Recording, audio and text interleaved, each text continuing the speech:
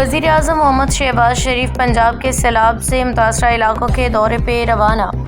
روانگی سے قبل و فضائی جائزہ کے دوران چیئرمین NDMA لیفٹیننٹ جنرل انعام حیدر کی ملک میں مجموعی سیلابی صورتحال پہ وزیر اعظم کو تفصیلی بریفنگ۔ وزیر اعظم کو پنجاب کے دریاؤں میں طغیانی اور زیر آب علاقوں میں ریسکیو ریلیف آپریشن پہ تفصیلی بریف کیا گیا۔ وزیر اعلیٰ پنجاب مریم نواز شریف بھی لاہور سے وزیر اعظم کے ہمراہ ناروال روانہ۔ دوران سفر سیلابی صورتحال پہ گفتگو چیئرمین NDMA نے بریفنگ دی۔ وزیر اعظم محمد شہباز شریف نے سیلاب زدہ علاقوں کا فضائی جائزہ لیتے ہوئے سیلابی صورتحال سے بچاؤ اور ریلیف آپریشن میں تمام ضروری اقدامات کرنے کی ہدایات جاری کی۔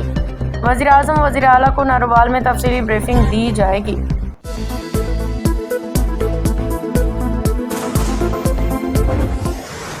پیٹرولیم سیکٹر میں کیش لیس اکانومی کے معاملے پہ اہم پیش رفت۔ اوگرا نے شراکت داروں کے لیے 31 اکتوبر تک ڈیجیٹل پیمنٹ سسٹم اپنانے کی ڈیڈ لائن مقرر کر دی۔ اوگرا نے تمام اسٹیک ہولڈرز کو ڈیجیٹل پیمنٹ آپشن لازمی اپنانے کی ہدایت کر دی، جبکہ شراکت داروں کو 31 اکتوبر تک ڈیجیٹل پیمنٹ سسٹم اپنانے کی ڈیڈ لائن مقرر کر دی ہے۔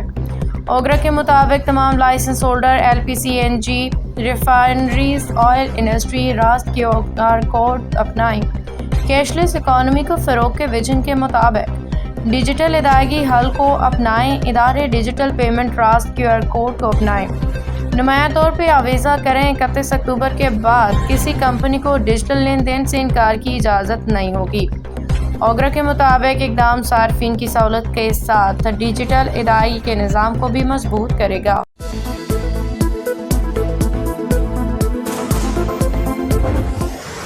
ملکی اور بین الاقوامی سطح پہ پاکستان کی ڈیجیٹل مصنوعات کو فروغ دینے کا معاہدہ۔ اسلام آباد ملکی اور بین الاقوامی سطح پہ پاکستان کی ڈیجیٹل مصنوعات کو فروغ دینے کا معاہدہ طے ہو گیا۔ نادرا ٹیکنالوجیز اور انفوکام ٹیکنالوجیز مل کے مختلف شعبوں میں پاکستانی مصنوعات کی مارکیٹنگ کریں گی۔ ڈیجیٹل شناخت، بائیومیٹرک، AI اور فن ٹیک کی خدمات پیش کی جائیں گی۔ مختلف ممالک کی حکومتوں اور اداروں کو خدمات کی فراہمی بہتر بنانے میں مدد دی جائے گی۔ نادرا ٹیکنالوجیز کا شمار پاکستان میں ٹیکنالوجی کے صف اول کے اداروں میں ہوتا ہے۔ انفوکام بین الاقوامی سطح پہ موجود ہے اور سسٹم انٹیگریشن میں نمایاں صلاحیتوں کا حامل ہے۔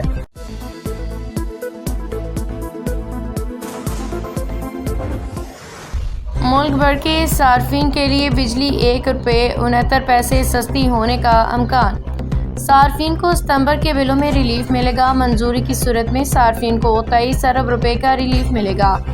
ملک بھر کے صارفین کے لیے ماہانہ فیول ایڈجسٹمنٹ کی مد میں بجلی 1 روپے 69 پیسے سستی ہونے کا امکان ہے۔ ملک بھر کے صارفین کے لیے ماہانہ فیول ایڈجسٹمنٹ کی مد میں بجلی نرخ میں کمی کی درخواست پہ نیپرا میں سماعت ہوئی۔ ممبر سندھ رفیق شیخ کی سربراہی میں اتھارٹی نے سماعت کی۔ CPPA نے کہا کہ صارفین کو ستمبر کے بلوں میں ریلیف ملے گا۔ منظوری کی صورت میں صارفین کو 23 ارب روپے کا ریلیف ملے گا۔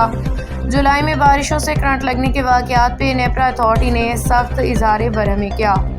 ممبر نیپرا نے کہا کہ 1 ماہ میں صرف حادثات کے باعث 11 لوگ جان سے ہاتھ دھو بیٹھے۔ جولائی کے ماہ میں سب سے زیادہ بارشوں سے حادثات ہوئے۔ نیپرا رفیق شیخ نے کہا کہ صرف آئسکو میں 6 لوگ اپنی جانوں سے گئے۔ کہاں ہے CEO؟ آئس کو جواب دیا جائے۔ یہ کون سا طریقہ ہے؟ کہاں ہیں حفاظتی اقدامات؟ اتھارٹی ان کمپنیوں کو زیادہ سے زیادہ جرمانے کر سکتی ہے۔ اتھارٹی کے کئی جرمانوں پہ عدالتوں سے سٹے لے لیے جاتے ہیں۔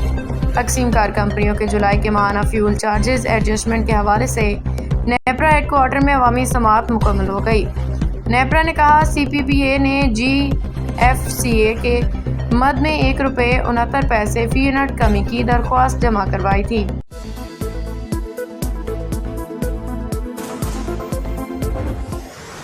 ٹک ٹاکر ثنا یوسف کے قتل کیس میں اہم پیش رفت سامنے آ گئی۔ اسلام آباد IPS ٹک ٹاکر ثنا یوسف کے قتل کیس میں اہم پیش رفت سامنے آ گئی۔ پروسیکیوشن کی جانب سے مقدمے کے چالان کی اسکروٹنی مکمل ہو گئی۔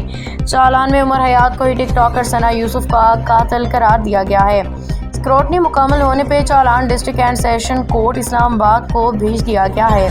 موسم گرما کی تعطیلات ختم ہونے پہ کیس کا باقاعدہ ٹرائل شروع ہوگا۔ پروسیکیوشن کی جانب سے مقدمے میں 31 گواہان کو شامل کیا گیا ہے۔ ثنا یوسف کی فیملی، ڈاکٹر، پولیس اہلکار سمیت دیگر گواہان کی فہرست میں شامل ہیں۔ اسکروٹنی ٹیم نے 1 ماہ سے زائد عرصے تک چالان کی اسکروٹنی کی۔ چالان میں عمر حیات کو ہی ثنا یوسف کا قاتل قرار دیا گیا۔ ملزم عمر حیات مجسٹریٹ کے سامنے قتل کا اعتراف بھی کر چکا ہے۔ واضح ہے کہ 2 جون کو اسلام آباد میں 17 سالہ سوشل میڈیا انفلوئنسر ثنا یوسف کو ان کے گھر میں گولی مار کے قتل کر دیا گیا تھا۔ پولیس نے نامعلوم ملزم کے خلاف قتل کا مقدمہ درج کر لیا۔ مقدمہ مقتولہ کی والدہ فرزانہ یوسف کی مدعیت میں سنبل پولیس اسٹیشن میں پاکستان پینل کوڈ PPC کے دفعہ 302 ارادائی قتل کے تحت درج کیا گیا تھا۔